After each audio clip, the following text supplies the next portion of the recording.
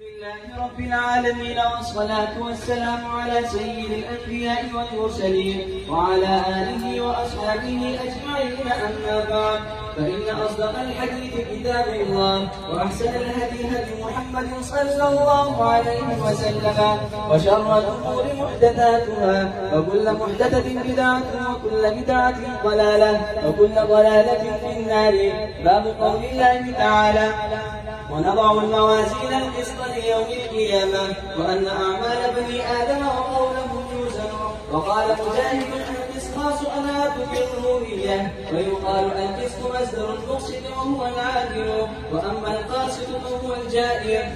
حدثنا الشيخ العلامة نقي العصر المفتي غلام الرحمن حفظه الله تعالى وأكرمه في الدارين. قال: حدثنا الشيخ العلامة عبد الحق الأكرمي عن فضيلة الشيخ شيخ الإسلام حسين أحمد المدني،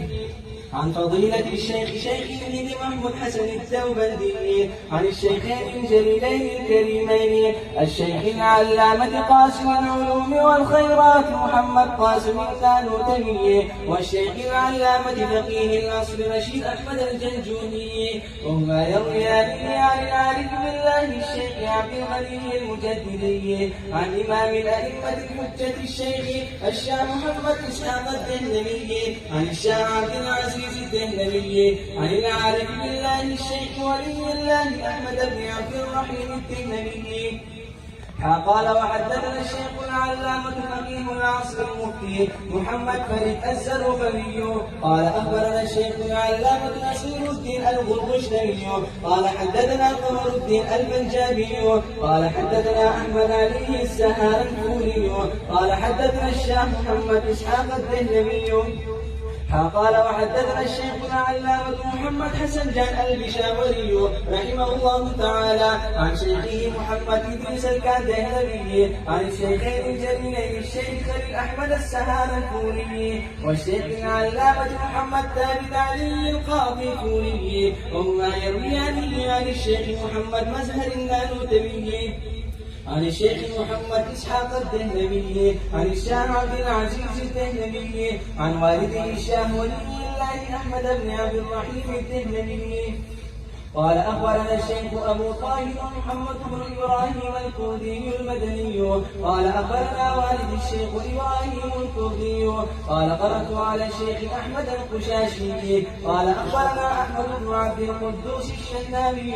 قال: أخبرنا الشيخ شمس الدين محمد بن أحمد الرملي عن شيخ الإسلام زين الدين زكريا بن محمد الأنصاري قال: قرأت على الشيخ أبي الفضل شهاب الدين أحمد بن علي بن حجر العسقلاني عن الشيخ إبراهيم بن أحمد التنوخي عن أبي العباس أحمد بن أبي طالب الحجاري عن السراج بن المبارك الزبيدي عن الشيخ عبد الأول بن عيسى الكرمي عن الشيخ أبي الحسن عبد الرحمن بن محمد بن المظفر الداودي عن الشيخ أبي محمد عبد الله بن أحمد السلخسي عن الشيخ أبي عبد الله محمد بن يوسف الكربري